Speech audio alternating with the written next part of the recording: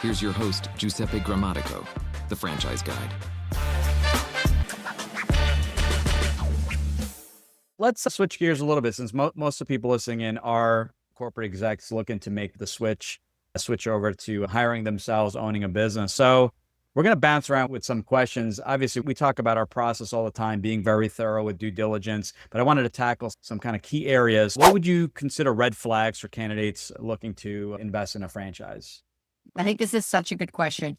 So, I would say, assuming someone is kind of a little bit down the road, they've spent some time thinking about the type of brand that they are interested in, what their financial kind of profile is going to be. So they've got it narrowed down and they're starting to really look at a brand. I think a couple of things that come to mind. One of them is if current locations or current franchisees can't validate what the brand is selling. So often you'll have folks who go, absolutely, here's what we do, here's what we sell, here's our marketing plan. Like, it all sounds fantastic. It's almost too good to be true. And you go, great, like, how are you doing this in your current stores? And they go, well, no, but we're going to be. We haven't done it so far, but this is our 2.0 model, or the future is going to be so much brighter than the past, or we don't have any franchisees yet who are doing this new system, working with this new vendor, but we're planning on it. And again, like, there's definitely a role for people who are ready to be the guinea pig, the first mover. You'll know if you're that person and if you want to be a trailblazer. But for other folks who are out there looking, one of the most critical pieces is once you understand the model, how does this business make money? How do they get customers?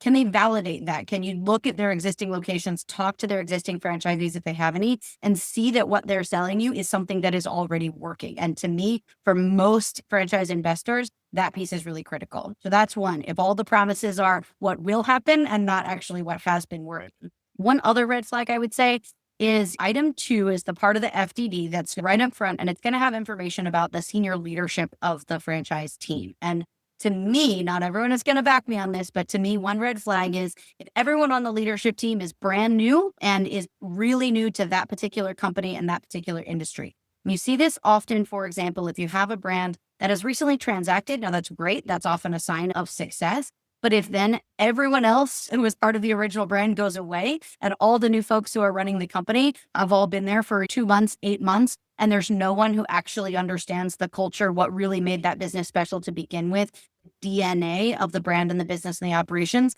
that's going to be a red flag. And often that's when it doesn't necessarily mean you don't want to make that investment, but I would be asking a lot more questions if I see that everyone on that team is brand new, especially if the brand itself has been around a while.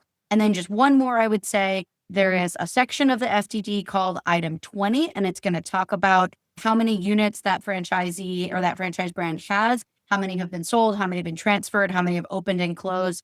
It gives you a lot of good information, where in the country they are. So it's going to tell you, has this brand been experiencing fast growth? Has it been experiencing fast shrinkage? And one of the things that I would look for always in any brand that I was looking to acquire is, have there been a lot of units recently that have either closed down, been transferred or resold or terminated? Now, again, it doesn't necessarily mean that there's not a great story for it. There are a lot of brands out there that realize at a certain point in history, hey, it's time to really crack down and raise our standards. But it's something you always want to ask more questions about. If you're seeing more than, let's say, even 5% of the system turning over on a regular basis, either transferring their units or closing or terminating, reselling on an annual basis, that's something that you're going to want to ask about. So that's just one more place that I'm always going to look. And I would always tell your listeners to look before they're willing to sign anything. Yeah, you have full access. The FDD gets, as we mentioned, the previous episode updated every year. So you'll have the up-to-date information from the previous year. You'll have all the information, current franchisees, previous franchisees.